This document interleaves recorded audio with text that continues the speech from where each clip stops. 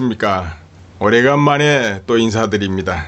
오늘 짧은 소식 한두 가지 언급해 드리고, 그리고 이어서 문 대통령이 구상하고 있는 한반도 정책, 타당성이 있는가, 시기가 맞는가, 이루어진다면 어떤 결과가 나올까, 이런 등등에 대해서 여러분과 같이 생각해 보는 시간을 가질까 합니다.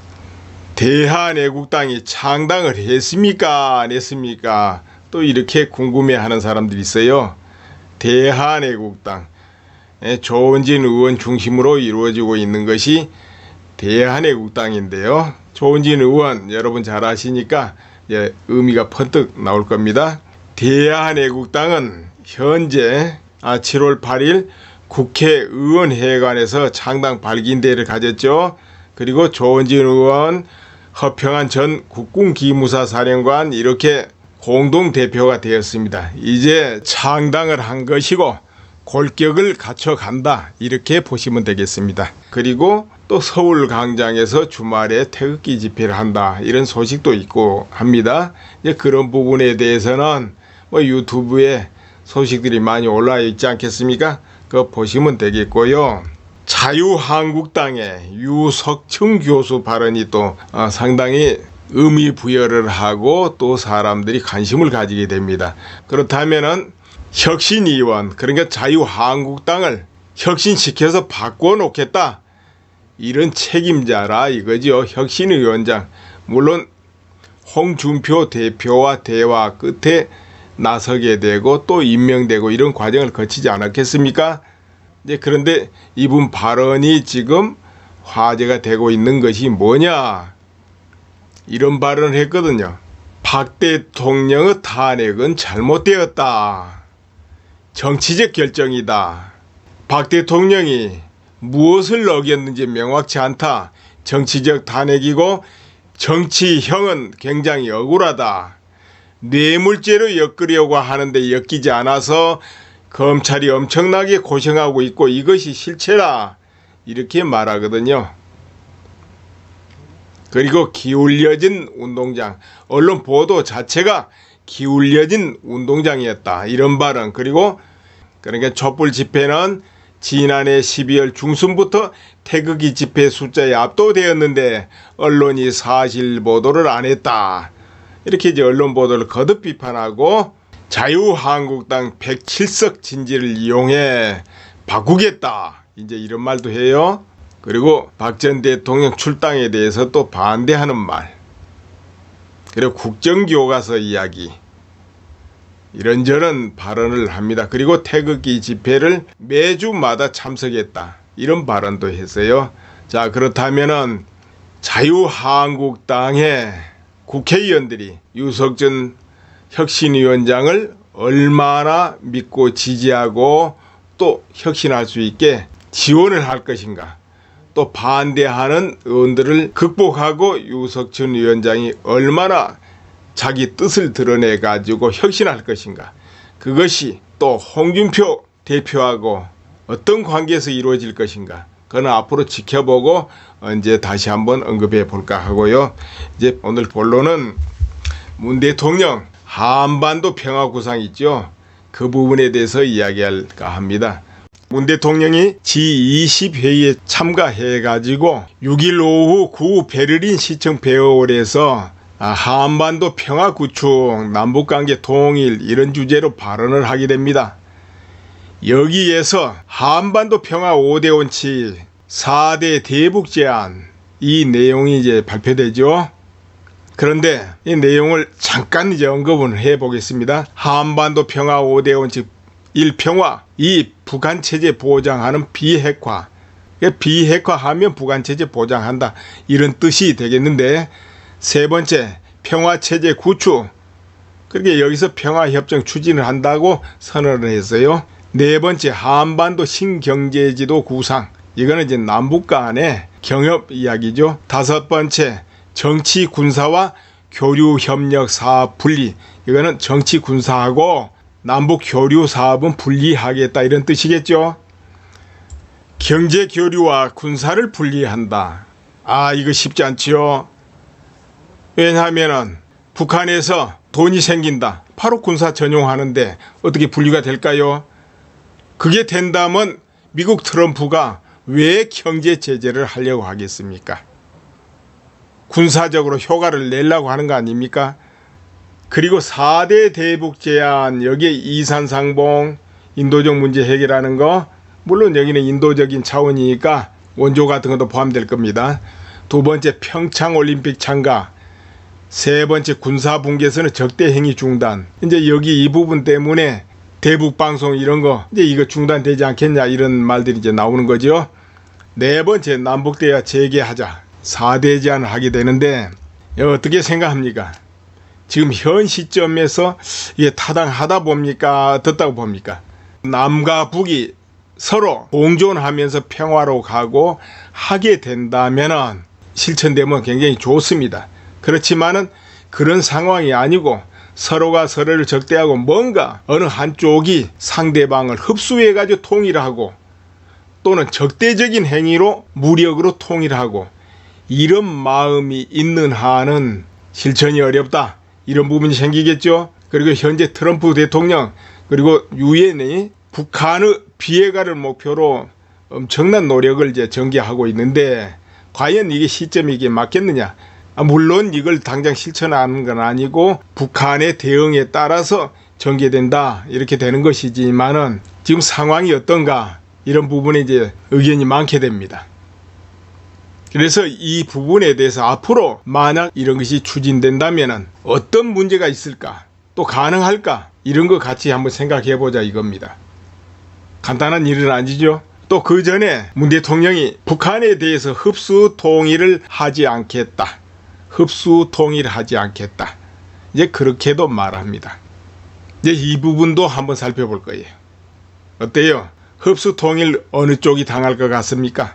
여러분, 원래 통일이란 것은 역사적으로 이렇게 살펴보니까 모든 통일은 무력에 의한 통일이 거의 대부분이었고 흡수 통일은 어쩌다가 한두 건 있었다 할까? 그리고 평화적으로 대등한 입장에서 동등하게 서로 좋아가지고 통일한 경우는 역사상 아직까지는 내가 찾아보기에는 한 번도 없었다. 그것이죠. 그러니까 그만큼 거의 불가능에 가깝지 않냐 이렇게 본다는 것이죠. 그런데 물론 무력에 의한 굴복도 또 그 안에 통일이 나눠집니다. 뭐냐? 완전히 상대방의 기득권, 일체의 정권, 집권 세력, 그 사회 주류층을 완전히 괴멸시켜버리고 딱 한 나라로 만들어버리는 거. 이 경우는 이제 비참한 일이 많이 일어납니다. 수많은 학살이 따르고 이런 통일이 주류를 이루고요. 그 다음에 이제 그렇지 않는 통일이 또 있습니다. 그건 뭐냐? 자연스럽게 흡수하는 건데 강한 나라가 약한 나라를 자연스럽게 흡수하는 거예요. 예를 들자면 평화롭게 흡수한 경우가 있습니다. 신라의 경순왕이 저 고려 왕건에게 나라를 들어바치는 거, 이 경우는 아주 평화롭게 상호 존중 속에 일어났어요. 서로가 존중해주는 가운데 일어났습니다. 이제 이런 경우는 굉장히 드물죠. 그리고 또 강한 나라가 약한 나라를 흡수하는 경우가 있습니다. 그 경우가 뭐냐? 구 일본 제국이 조선을 흡수하는 겁니다. 이거는 이제 합방이란 명분으로 합방, 그 명분으로 흡수를 해버린 것이죠. 아까 경순왕이 나라를 들어바치고 서로 상호 존중하고 이 차원은 아니에요. 일본 제국이 조선을 그냥 뭉개는 거죠. 이거는 뭉개지만 그래도 합방이라는 이름을 했기 때문에 그 기존 기득권 세력을 전부 죽이거나 학살하거나 이런 일은 이제 안 일어나는 겁니다. 그런 경우는 모든 건 압제 속에 들어가지만 조금 달라요. 그러나 이제 가장 문제가 뭐냐? 완벽하게 무력으로 제압하고 기득권 세력 일체를 다 제거해버리는 이 통일이 이제 가장 많죠, 역사적으로. 그리고 또 흡수한다 할 수 있는데 조선이 명나라나 청나라에 조공하는 거, 이런 경우는 그 나라로서 모든 체계를 갖추고 안에서 자율적으로 다 움직이지만은 주요 부분에서만 지시를 받는 형국이죠. 그래도 이제 일상적 간섭을 받아요. 눈치 봐야 되고 함부로 못하고, 그래서 속국이다 그렇거든요. 남과 북에 일어날 수 있는 그런 통일도 조금 전에 말한 것이 다 등장할 수 있습니다. 완전히 상대방 기득권을 괴멸시켜버리는 거. 무력으로. 이제 이런 거. 그 다음에 흡수통일 하면은 상대를 자연스럽게 흡수하는 것이죠. 그것도 힘에 의해서 흡수가 되지 평화에 의해서 흡수는 아니죠. 그렇다면 이제 또 뭐가 있습니까? 알게 모르게 강자 굴림에서 지시하는 거죠. 이 상황이 있을 수 있어요. 남과 북 사이에도 어느 한쪽이 딱 주도권을 장악하게 되면 지시를 하는 것이죠. 또 조공 바치는 거죠. 물론 조공이라는 이름으로 안 하지만은 협조, 원조 어떤 명분으로도 갖다 바치는 것이죠. 그건 아까 과거 역사에 일어난 조공 역사하고 비슷합니다. 지시 받아가면서 하는 거. 남과 북 사이에도 딱 주도권이 확립되면 그렇게 될 수 있습니다. 여러분, 우리가 어느 상황에 갈 수 있는가 이런 거 잘 생각해 보세요 지금. 그리고 또 한 가지, 평행으로 가는 것. 서로 견제해 가면서 균등한 힘을 가지면서 같이 쭉 독립을 유지해 나가는 겁니다. 그렇게 하면서 평화적으로 교류하고 서로 도울 건 돕고 막을 건 막고 견제할 건 견제하고, 이 방법이 있는 겁니다. 그러니까 문 대통령 제안이라면 바로 지금 말하는 것이 될 때만이 유효한 거죠. 서로 균형을 딱 맞추고 절대로 상대방에 의해서 괴멸당하거나 지시받거나 흡수되거나 하지 않을 정도로 힘을 서로 갖출 때, 남과 북이 갖출 때는 평화적으로 갈 수 있는데 어느 한쪽이 조금 약하다 하면 최소한도 지시받아야죠. 조공받쳐야 되는 거예요. 지시받고 조공하고. 근데 너무 약하다 그럼 어떻게 되겠습니까? 무력으로 평탄돼 버리든지 하는 것이죠. 이제 그때는 무력에 의해서 흡수되는 겁니다. 근데 이런저런 것이 없으려면 완전히 서로가 균형을 딱 이루어야 돼요. 북한이 핵 가지면 한국도 핵무장하고, 또 북한이 뚫뚫 뭉치면 이 남한에서도 좌우가 딱 안보에 관한 완벽하게 뚫뚫 뭉치고 여기서 다른 소리 내는 거 있을 수 없어야 된다는 것이죠.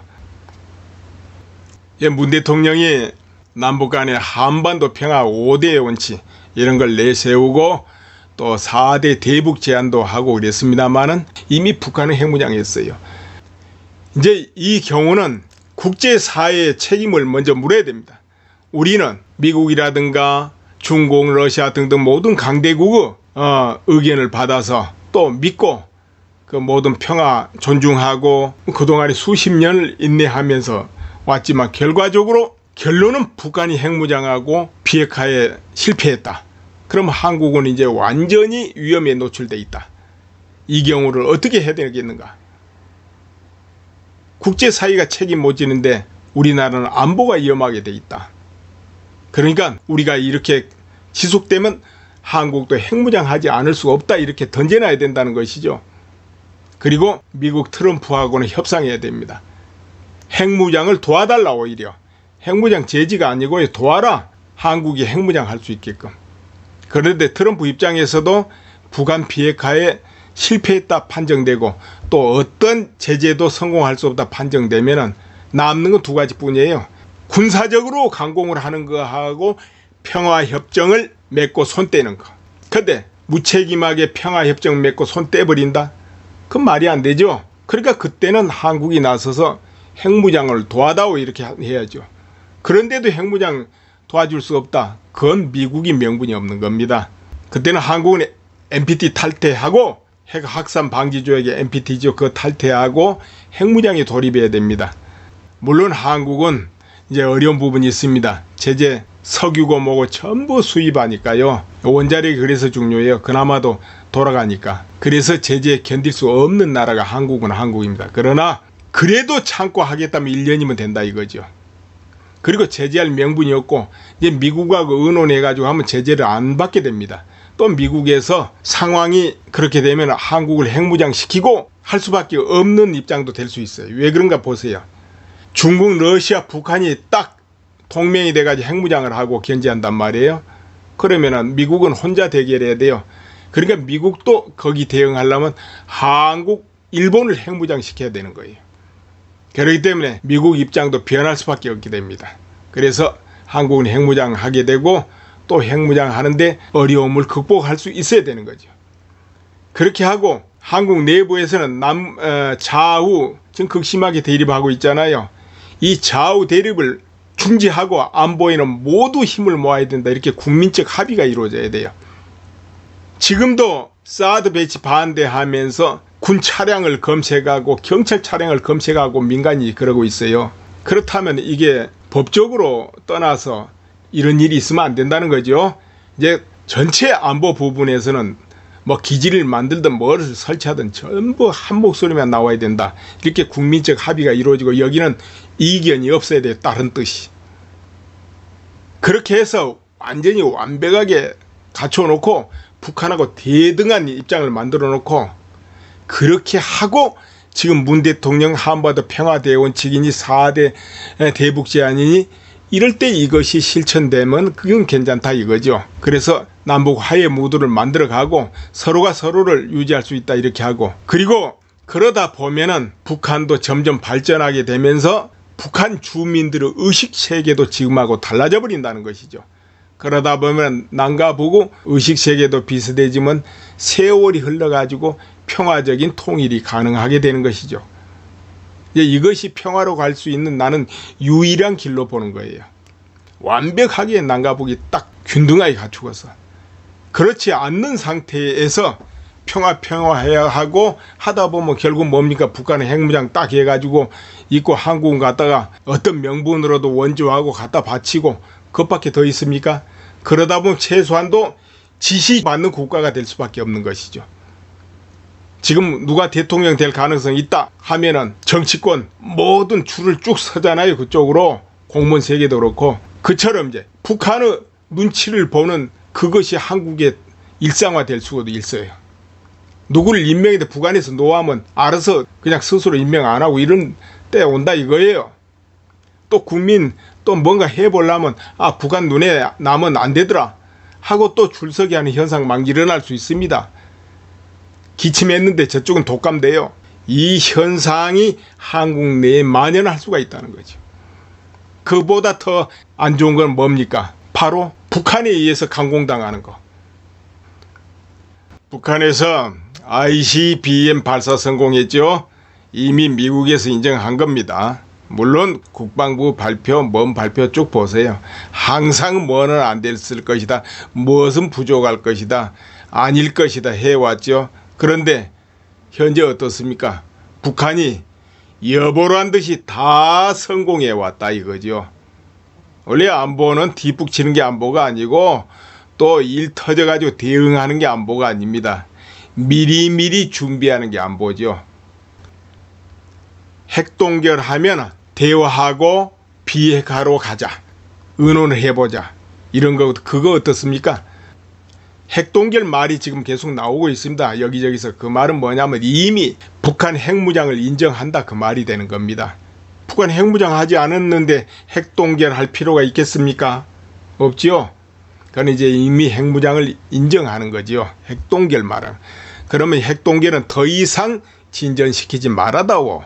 그러면 대화하고 우리가 평화로 해보자. 그런 것인데요. 그렇다고 해서 북한이 핵무장이 없어진 겁니까? 비핵화가 된 겁니까? 아니죠. 그 상태에서 비핵화로 의논해보자. 여러분 같으면 비핵화 하겠습니까? 어떻게 해야 비핵화 요구에 응할까요? 1년에 한 100조씩 퍼주면 응할까요? 아니면은 어느 땅을 떼주면 응할까요? 어떻게 비핵화 할 것 같습니까? 아마 안 할 거예요. 그 핵무기 공고하게 가지고 100조를 받든 땅을 떼주는 걸 받든 하지. 그럼 평화협정 우리가 도장 찍어줄 테니까 핵 비핵화 해라. 비핵화 하겠습니까? 그 도장 받아내도 핵무기 가지고 받아내죠. 여러분 어떻습니까? 평화협정 기대가 됩니까? 평화협정 맺으면은 우리나라의 평화가 깃들까요? 이 평화협정은 한마디로 딱 잘라서 말한다면은 북한 핵 문제가 해결되지 않으면은 이 평화협정은 완전 종이에 불과하다. 이렇게 말할 수 있겠습니다. 과거의 예를 들어보겠습니다. 과거 역사에서 우리는 항상 배워야 되거든요. 미국 주도로 월남하고 월맹하고 과거에 베트남 평화협정 해가지고 1973년 1월입니다. 그때 평화협정이 체결됩니다. 파리에서. 그럴 때 여러 나라가 보증을 해요. 우리가 책임지마. 또 미국도 어떤 사태가 나면 우리가 다시 돌아올 것이다. 해군 공군 보내겠다. 이렇게 하고 평화협정 맺었습니다. 1년 반인가 지나서 월남은 속절없이 무너지고 그로부터 10년 정도 끝없는 학살과 탄압 속에서 월남 사람들이 살게 되고 그 뒤로도 탄압과 폭압 속에 계속 살다가 요즘에 겨우 지금 개방이다 뭐다 하고 베트남이 발전하고 있습니다. 그러나 내부 구조는 여전히 답답하고 숨쉬기 어려운 분위기다. 아직까지도 그렇게 보면 됩니다. 그런지 비극을 낳게 돼요. 평화협정 이제 총이 쪽입니다. 또 강대국들이 책임진다고요? 책임 안 져요. 과거에 그 외에도 협정이 많이 맺어졌습니다. 중동평화협정 1979년 3월에 맺어졌는데요. 계속 무너지고 계속 전쟁 중이고 그전에는 또 안 그랬던가요? 베르사유 조약이다 뭐다 1차 대전 이후에 체결된 건데요. 그거 다 소용없었어요. 그럼 근래는 잘 지켜질까요? 근래 아닙니다. 크림반도 사태 한번 봅시다. 오래되지도 않았어요. 2014년 뭐 이쯤 아닙니까?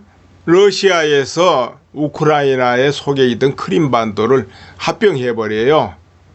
그랬죠? 그러니까 유럽연합이 들고 일어나자니 제재를 한다 뭘 한다. 어떻게 됐습니까? 흐지부지 그러고 끝나죠.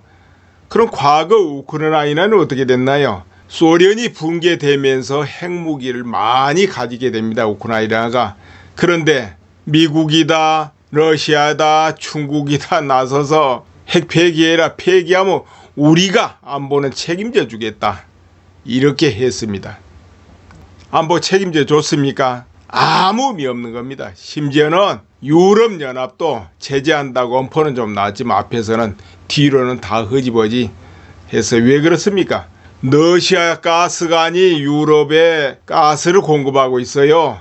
러시아에서 창고 버리면 어떡할 겁니까? 갑자기 뭘 어떻게 대처할 건가요? 러시아에서 가스관 가지고 주변 나라 많이 애매했습니다. 잠궜다 텄다 하면서 여차하면 잠가버려요. 유럽도 코 끼어 있습니다. 그래서 못해요. 그럼 북한하고 평화협정 잘 지켜지겠습니까? 그건 문서예요. 그냥 문서.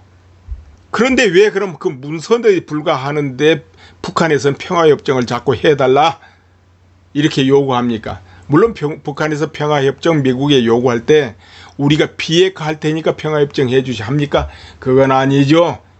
핵무기 꽉 잡고 이제 그 힘으로 평화협정 요구하는 거지요. 지금도 평화협정 요구하고 있습니다. 그런데 한국에서도 이제 평화협정 말이 나왔다는 것이죠. 북한에서 평화협정 요구하는데 그게 뭔 의미입니까? 비핵화는 절대 아닙니다. 비핵화하고 평화협정 그건 앞뒤가 바뀌어버린 거예요. 핵을 이미 완성했는데 핵 포기하고 평화협정 그 종이 쪽을 받을 일이 어디 있습니까? 안 받죠. 그런데도 북한에서 평화협정을 요구하는 거는 건수가 되니까 그렇다고 보지요. 평화협정 도장 딱 찍었으면 미군이 여기에서 주둔할 명분이 있습니까? 없습니까? 평화협정 맺었는데 이제 전쟁 안 한다는데 미군이 왜 한국에 있냐 이렇게 될 거 아니에요. 그리고 핵무장이 완료되어 있다. 그럼 미군이 역할이 또 뭐겠습니까? 한반도 유사시에 미군이 60만 대군을 보낸다고요. 못 보내요. 북한이 핵미사일을 맞을 각오를 하고 그거 못 보냅니다. 그렇기 때문에 북한에서는 기필코 대륙간 탄도탄을 완성하려는 그거 아니에요? 그리고 한국에는 그러면 핵무기 안 쓰려고 그러느냐? 아니죠. 그것도 알 수 없죠. 이제 일단 그 핵무기로 미군은 제재할 수 있고 그리고 만약 남과 북이 어떤 계기로 전쟁을 한다 해봅시다. 그러면은 북한이 불리하다 가정할 때 핵무기 사용 안 하겠습니까? 합니다. 하다못해 이 한국군이 저항을 포기하게 하기 위해서 핵을 시범적으로 선보일 수도 있다 이거죠. 소형 핵미사일을 저 바다의 상공에서 터뜨려 본다든지, 아니면 섬 하나를 택해서 공격을 해본다든지, 혹은 주요 군사 기밀시설에 한 발 떨어뜨린다든지, 이래가지고 핵무기의 그 위력을 실존적으로 느끼게 만들어준다 이거예요. 그러면은 우리 군과 국민들이 저항하려는 그 마음이 어떻게 될 것 같습니까? 핵무기로 초토화되더라도 싸우겠다 할 것 같습니까? 또 그 안에 또 많은 사람들이 선동할 거 아니에요. 핵 앞에는 방법 없지 않냐? 싸울 수 없다. 그러니까 우리가 협상해야 된다. 이렇게 앞에서 나서서 하면은 그거 아니다고 할 사람들 몇 명이나 있을 것 같습니까? 협상을 해서 난간을 돌파하자. 이 사람들 더 따르겠습니까?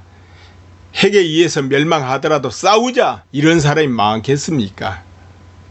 지금 같아서는 그게 낫지? 이렇게 생각할 수도 있지만 그때 현실이 그런 게 닥친다면 아마도 쉽지 않을 거예요. 안 된다고 보는 게 맞습니다. 그렇기 때문에 북한의 핵은 미국만 노린다 이것도 아니다 이런 이야기예요. 어떻습니까? 북한 핵무장 문제가 생길 때 그때 언제적입니까? 그때 김대중 전 대통령 때입니다. 그때 남북 화해 모두가 일어나면서 물자가 많이 올라가고 또 그 뒤로 현금도 많이 갔습니다. 그리고 또 정보통신 그 능력을 향상시키기 위해서 노무현 대통령 이럴 때 많이 갔잖아요. 그런데 그때도 한쪽에서는 그 모든 원조가 군인들이 전용한다, 민간인한테 가지 않는다, 그러면서 반대 참 많이 했어요. 핵무장에 쓰인다 이러고. 그러니까 그때도 어땠습니까? 북한의 핵무장 하지 않는다, 그럴 일 없다. 얼마나 이 한국의 몇몇 인사들이 북한을 앞장서서 변호를 했습니까? 그러다가 시간이 흘러가지고 핵무장이 완연해지고 핵실험을 마치고 이러니까 그때는 또 뭐랍니까? 핵실험 아닐 것이다, 실패했을 것이다, 또 그렇게 했잖아요. 또 성공이 확연해지니까 핵무장해도 그 미국 때문에 그러는 것이지 한국을 공격하려고 그런 거 아니다, 또 그렇게 했잖아요. 안보는 이 나라로 말하면 뿌리입니다. 뿌리. 그 위에 줄기라는 국가가 있는 겁니다. 그리고 위에 그 바탕으로 해가지고 경제, 문화, 군사, 스포츠, 예술 모든 그 안에 민생이 있는 겁니다. 곧 민생은 가지와 잎사귀가 되는 것이죠. 그렇습니다. 그러니까 안보가 무너진다 하면은 그 나무는 죽는다, 곧 국가는 해체된다 이것이죠. 그렇게 되면 어떻게 됩니까? 가지 잎사귀는 저절로 도태되고 말라버리는 겁니다. 그러니까 가장 중요한 것이 실제로는 안보입니다. 뭐 경제가 중요하다, 뭐가 중요하다 하지만은 안보만큼 중요하지 않아요, 실제적으로. 그러나 왜 평상시 안보 그 중요함을 못 느끼냐? 그거는 현재는 평화롭게 진행되고 있기 때문에. 시진핑 뭐라고 발언했습니까? 북핵은 북과 미의 문제다. 25년 전 한국과 수교 맺었지만 북과는 혈맹관계에 근본적인 변화가 없다. 그러니까 북한은 혈맹이랍니다. 시진핑이 혈맹이라고 못 박아버렸어요. 그게 무엇을 의미하겠습니까? 미국 트럼프가 원유 장거를 해도 듣지 않겠다 이런 거 의미하는 거 아닙니까? 그리고 어찌 지금 북한의 핵이 미국과 문제입니까? 그건 남과 북의 문제입니다. 미국에서 지금이라도 미군 철수해버리고 북한 상관 안 한다면 북한이 미국을 핵미사일로 노릴 이유가 뭐 있고 공격하겠다 할 이유가 또 어디 있습니까? 북한 미국 신경 안 써요. 그때는 오직 남한에 줄여가지. 그런데 남한의 문제를 해결하려다 보니까 미국이 걸리니까 미국을 지금 계속 공격하겠다 이렇게 하는 거예요.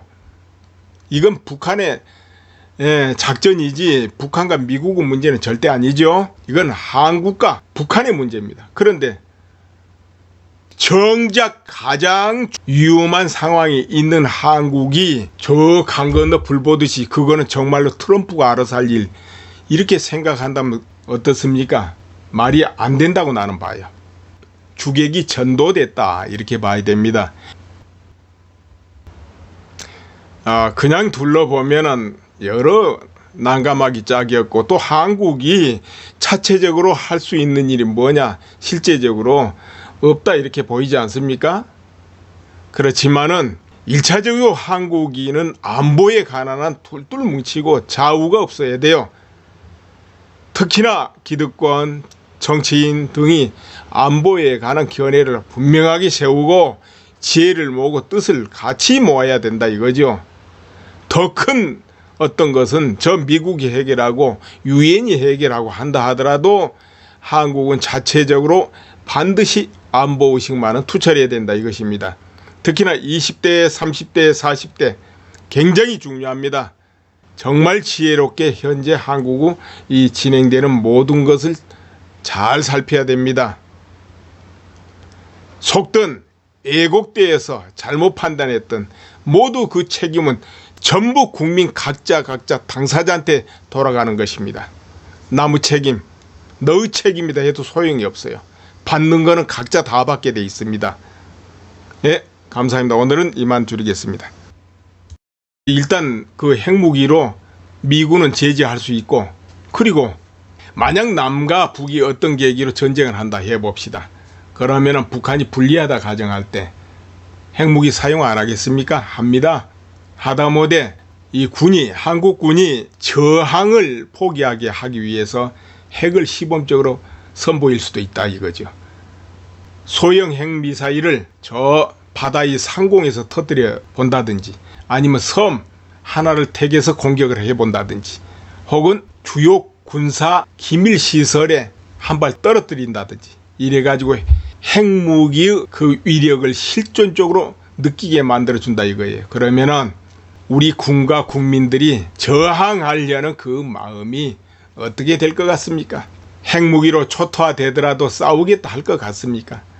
또 그 안에 또 많은 사람들이 선동할 거 아니에요. 핵 앞에는 방법 없지 않냐? 싸울 수 없다. 그러니까 우리가 협상해야 된다. 이렇게 앞에서 나서서 하면은 그거 아니다고 할 사람들 몇 명이나 있을 것 같습니까?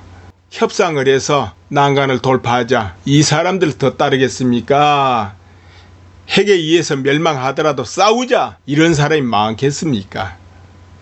지금 같아서는 그게 낫지 이렇게 생각할 수도 있지만, 그때 현실이 그런 게 닥친다면 아마도 쉽지 않을 거예요. 안 된다고 보는 게 맞습니다. 그렇기 때문에 북한의 핵은 미국만 노린다 이것도 아니다 이런 이야기예요. 어떻습니까? 북한 핵무장 문제가 생길 때 그때 언제적입니까? 그때 김대중 전 대통령 때입니다. 그때 남북 화해 모두가 일어나면서 물자가 많이 올라가고, 또 그 뒤로 현금도 많이 갔습니다. 그리고 또 정보통신 그 능력을 향상시키기 위해서 노무현 대통령 이럴 때 많이 갔잖아요. 그런데 그때도 한쪽에서는 그 모든 원조가 군인들이 전용한다, 민간인한테 가지 않는다, 그러면서 반대 참 많이 했어요. 핵무장에 쓰인다 이러고. 그러니까 그때도 어땠습니까? 북한에 핵무장 하지 않는다, 그럴 일 없다. 얼마나 이 한국의 몇몇 인사들이 북한 앞장서서 변호를 했습니까? 그러다가 시간이 흘러가지고 핵무장이 완연해지고 핵실험을 마치고 이러니까 그때는 또 뭐랍니까? 핵실험 아닐 것이다, 실패했을 것이다, 또 그렇게 했잖아요. 또 성공이 확연해지니까 핵무장해도 그 미국 때문에 그러는 것이지 한국을 공격하려고 그런 거 아니다, 또 그렇게 했잖아요. 안보는 이 나라로 말하면 뿌리입니다. 뿌리.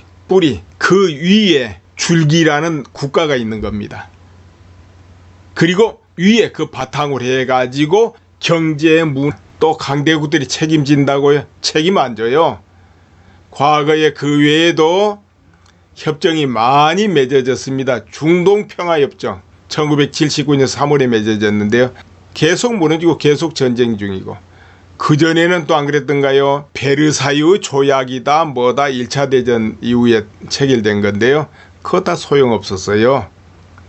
그럼 근래는 잘 지켜질까요? 근래 아닙니다. 크림반도 사태 한번 봅시다. 오래되지도 않았어요. 2014년 이쯤 아닙니까? 러시아에서 우크라이나에 속해 있던 크림반도를 합병해버려요. 그랬죠? 그러니까 유럽연합이 들고 일어나자니 제재를 한다, 뭘 한다. 어떻게 됐습니까? 흐지부지 그러고 끝나죠. 그럼 과거 우크라이나는 어떻게 됐나요? 소련이 붕괴되면서 핵무기를 많이 가지게 됩니다. 우크라이나가. 그런데 미국이다, 러시아다, 중국이다 나서서 핵 폐기해라, 폐기하면 우리가 안보는 책임져 주겠다. 이렇게 했습니다. 안보 책임져 줬습니까? 아무 의미 없는 겁니다. 심지어는 유럽연합도 제재한다고 엄포는 좀 나왔지만 앞에서는 뒤로는 다 허지버지 해서 왜 그렇습니까? 러시아 가스관이 유럽에 가스를 공급하고 있어요. 러시아에서 창고 버리면 어떡할 겁니까? 갑자기 뭘 어떻게 대처할 건가요? 러시아에서 가스관 가지고 주변 나라 많이 애매했습니다. 잠궜다 텄다 하면서 여차하면 잠가버려요. 유럽도 코 끼어 있습니다. 그래서 못해요. 그럼 북한하고 평화협정 잘 지켜지겠습니까? 그건 문서예요. 그냥 문서. 그런데 왜 그럼 그 문서에 불과하는데 북한에서는 평화협정을 자꾸 해달라? 이렇게 요구합니까? 물론 북한에서 평화협정 미국에 요구할 때 우리가 비핵화할 테니까 평화협정 해주시 합니까? 그건 아니죠. 핵무기 꽉 잡고 이제 그 힘으로 평화협정 요구하는 거지요. 지금도 평화협정 요구하고 있습니다. 그런데 한국에서도 이제 평화협정 말이 나왔다는 것이죠. 북한에서 평화협정 요구하는데 그게 뭔 의미입니까? 비핵화는 절대 아닙니다. 비핵화하고 평화협정 그건 앞뒤가 바뀌어버린 거예요. 핵을 이미 완성했는데 핵 포기하고 평화협정 그 종이 쪽을 받을 일이 어디 있습니까? 안 받죠. 그런데도 북한에서 평화협정을 요구하는 거는 건수가 되니까 그렇다고 보지요. 평화협정 도장 딱 찍었으면 미군이 여기에서 주둔할 명분이 있습니까? 없습니까? 평화협정 맺었는데 이제 전쟁 안 한다는데 미군이 왜 한국에 있냐? 미군이 역할이 또 뭐겠습니까? 한반도 유사시에 미군이 60만 대군을 보낸다고요. 못 보내요. 북한이 핵미사일을 맞을 각오를 하고 그거 못 보냅니다. 그렇기 때문에 북한에서는 기필코 대륙간 탄도탄을 완성하려는 그거 아니에요? 그리고 한국에는 그러면 핵무기 안 쓰려고 그러느냐? 아니죠. 그것도 알 수 없죠. 이제 일단 그 핵무기로 미군은 제재할 수 있고, 그리고 만약 남과 북이 어떤 계기로 전쟁을 한다 해봅시다. 그러면은 북한이 불리하다 가정할 때 핵무기 사용 안 하겠습니까? 합니다. 하다못해 이 한국군이 저항을 포기하게 하기 위해서 핵을 시범적으로 선보일 수도 있다 이거죠. 소형 핵미사일을 저 바다의 상공에서 터뜨려 본다든지 아니면 섬 하나를 택해서 공격을 해본다든지 혹은 주요 군사 기밀시설에 한 발 떨어뜨린다든지 이래가지고 핵무기의 그 위력을 실존적으로 느끼게 만들어준다 이거예요. 그러면은 우리 군과 국민들이 저항하려는 그 마음이 어떻게 될 것 같습니까? 핵무기로 초토화되더라도 싸우겠다 할 것 같습니까? 또 그 안에 또 많은 사람들이 선동할 거 아니에요. 핵 앞에는 방법 없지 않냐? 싸울 수 없다. 그러니까 우리가 협상해야 된다. 이렇게 앞에서 나서서 하면은 그거 아니다고 할 사람들 몇 명이나 있을 것 같습니까? 협상을 해서 난간을 돌파하자. 이 사람들 더 따르겠습니까? 핵에 의해서 멸망하더라도 싸우자. 이런 사람이 많겠습니까? 지금 같아서는 그게 낫지? 이렇게 생각할 수도 있지만 그때 현실이 그런 게 닥친다면 아마도 쉽지 않을 거예요. 안 된다고 보는 게 맞습니다. 그렇기 때문에 북한의 핵은 미국만 노린다 이것도 아니다 이런 이야기예요. 어떻습니까? 북한 핵무장 문제가 생길 때 그때 언제적입니까? 그때 김대중 전 대통령 때입니다. 그때 남북 화해 모두가 일어나면서 물자가 많이 올라가고 또 그 뒤로 현금도 많이 갔습니다. 그리고 또 정보통신 그 능력을 향상시키기 위해서 노무현 대통령 이럴 때 많이 갔잖아요. 그런데 그때도 한쪽에서는 그 모든 원조가 군인들이 전용한다. 민간인한테 가지 않는다. 그러면서 반대 참 많이 했어요. 핵무장에 쓰인다 이러고. 그러니까 그때도 어땠습니까? 북한에 핵무장 하지 않는다. 그럴 일 없다. 얼마나 이 한국의 몇몇 인사들이 북한 앞장서서 변호를 했습니까? 그러다가 시간이 흘러가지고 핵무장이 완연해지고 핵실험을 마치고 이러니까 그때는 또 뭐랍니까? 핵실험 아니. 이제 그런데 이분 발언이 지금 화제가 되고 있는 것이 뭐냐? 이런 발언을 했거든요. 박 대통령의 탄핵은 잘못되었다. 정치적 결정이다. 박 대통령이 무엇을 어겼는지 명확치 않다. 정치적 탄핵이고 정치형은 굉장히 억울하다. 뇌물죄로 엮으려고 하는데 엮이지 않아서 검찰이 엄청나게 고생하고 있고 이것이 실체다. 이렇게 말하거든요. 그리고 기울여진 운동장, 언론 보도 자체가 기울여진 운동장이었다. 이런 발언. 그리고 그러니까 촛불 집회는 지난해 12월 중순부터 태극기 집회 숫자에 압도되었는데 언론이 사실 보도를 안 했다. 이렇게 이제 언론 보도를 거듭 비판하고 자유한국당 107석 진지를 이용해 바꾸겠다. 이제 이런 말도 해요. 그리고 박 전 대통령 출당에 대해서 또 반대하는 말. 그리고 국정교과서 이야기. 이런저런 발언을 합니다. 그리고 태극기 집회를 매주마다 참석했다. 이런 발언도 했어요. 자, 그렇다면은 자유한국당의 국회의원들이 유석준 혁신위원장을 얼마나 믿고 지지하고 또 혁신할 수 있게 지원을 할 것인가. 또 반대하는 의원들을 극복하고 유석준 위원장이 얼마나 자기 뜻을 드러내 가지고 혁신할 것인가. 그것이 또 홍준표 대표하고 어떤 관계에서 이루어질 것인가. 그건 앞으로 지켜보고 언제 다시 한번 언급해 볼까 하고요. 이제 오늘 본론은 문 대통령 한반도 평화 구상 있죠. 그 부분에 대해서 이야기할까 합니다. 문 대통령이 G20 회의에 참가해 가지고 6일 오후 구 베를린 시청 배우홀에서 한반도 평화 구축, 남북관계 통일 이런 주제로 발언을 하게 됩니다. 여기에서 한반도 평화 5대 원칙, 4대 대북 제안 이 내용이 이제 발표되죠. 그런데 이 내용을 잠깐 이제 언급을 해 보겠습니다. 한반도 평화 5대 원칙 1평화, 2 북한 체제 보장하는 비핵화. 비핵화하면 북한 체제 보장한다. 이런 뜻이 되겠는데, 세 번째 평화 체제 구축. 그렇게 여기서 평화 협정 추진을 한다고 선언을 했어요. 네 번째 한반도 신경제지도 구상. 이거는 이제 남북 간의 경협 이야기죠. 다섯 번째 정치 군사와 교류 협력 사업 분리. 이거는 정치 군사하고 남북 교류 사업은 분리하겠다 이런 뜻이겠죠. 민간이 그러고 있어요. 그렇다면 이게 법적으로 떠나서 이런 일이 있으면 안 된다는 거죠. 이제 전체 안보 부분에서는 뭐 기지를 만들든 뭘 설치하든 전부 한 목소리만 나와야 된다. 이렇게 국민적 합의가 이루어지고 여기는 이견이 없어야 돼. 다른 뜻이.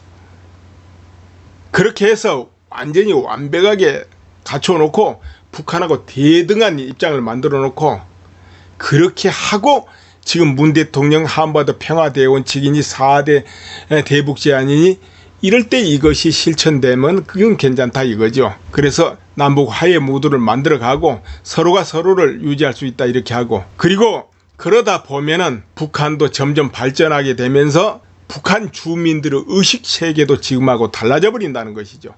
그러다 보면 남과 북의 의식세계도 비슷해지면 세월이 흘러가지고 평화적인 통일이 가능하게 되는 것이죠. 이것이 평화로 갈 수 있는 나는 유일한 길로 보는 거예요. 완벽하게 남과 북이 딱 균등하게 갖추어서 그렇지 않는 상태에서 평화해야 하고 하다 보면 결국 뭡니까? 북한의 핵무장 딱 해가지고 있고 한국은 갔다가 어떤 명분으로도 원조하고 갖다 바치고 그것밖에 더 있습니까? 그러다 보면 최소한도 지시받는 국가가 될 수밖에 없는 것이죠. 지금 누가 대통령 될 가능성이 있다 하면은 정치권 모든 줄을 쭉 서잖아요. 그쪽으로 공무원 세계도 그렇고 그처럼 이제 북한의 눈치를 보는 그것이 한국의 일상화될 수도 있어요.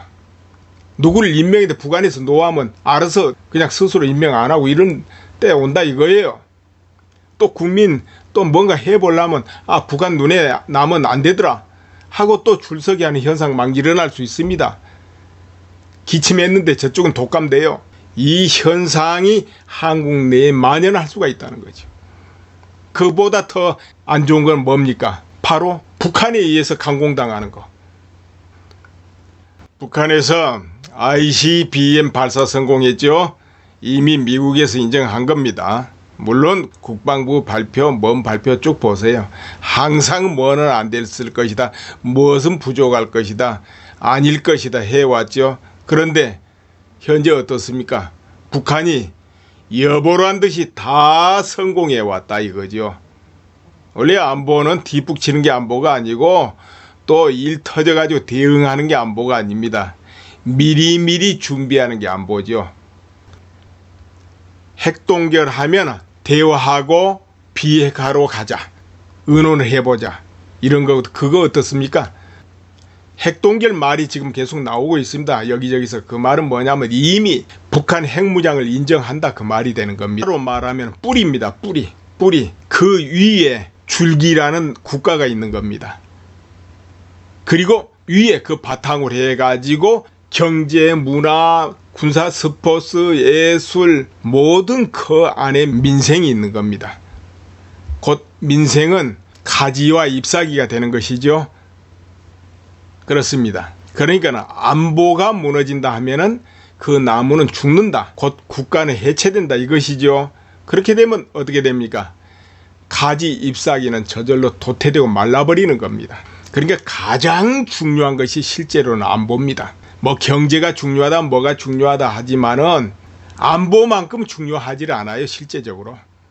그러나 왜 평상시는 안보 그 중요함을 못 느끼냐? 그거는 현재는 평화롭게 진행되고 있기 때문에. 시진핑 뭐라고 발언했습니까? 북핵은 북과 미의 문제다. 25년 전 한국과 수교 맺었지만 북과는 혈맹관계 근본적인 변화가 없다. 그러니까 북한은 혈맹이랍니다. 시진핑이 혈맹이라고 못 박아버렸어요. 그게 무엇을 의미하겠습니까? 미국 트럼프가 원유 장거를 해도 듣지 않겠다 이런 거 의미하는 거 아닙니까? 그리고 어찌 지금 북한의 핵이 미국과 문제입니까? 그건 남과 북의 문제입니다. 미국에서 지금이라도 미군 철수해버리고 북한 상관 안 한다면 북한이 미국을 핵미사일로 노릴 이유가 뭐 있고 공격하겠다 할 이유가 또 어디 있습니까? 북한 미국 신경 안 써요 그때는. 오직 남한에 줄여가지. 그런데 남한의 문제를 해결하려다 보니까 미국이 걸리니까 미국을 지금 계속 공격하겠다 이렇게 하는 거예요. 이건 북한의 작전이지 북한과 미국의 문제는 절대 아니죠. 이건 한국과 북한의 문제입니다. 그런데 정작 가장 위험한 상황이 있는 한국이 저 강 건너 불 보듯이 그거는 정말로 트럼프가 알아서 할 일 이렇게 생각한다면 어떻습니까? 말이 안 된다고 나는 봐요. 주객이 전도됐다 이렇게 봐야 됩니다. 그냥 둘러보면은 여러 난감하기 짝이었고 또 한국이 자체적으로 할 수 있는 일이 뭐냐 실제적으로 없다 이렇게 보이지 않습니까? 그렇지만은 1차적으로 한국인은 안보에 관한 한 툴툴 뭉치고 좌우가 없어야 돼요. 특히나 기득권, 정치인 등이 안보에 관한 견해를 분명하게 세우고 지혜를 모으고 뜻을 같이 모아야 된다 이거죠. 더 큰 어떤 것은 저 미국이 해결하고 유엔이 해결하고 등등에 대해서 여러분과 같이 생각해 보는 시간을 가질까 합니다. 대한애국당이 창당을 했습니까? 안 했습니까? 또 이렇게 궁금해하는 사람들이 있어요.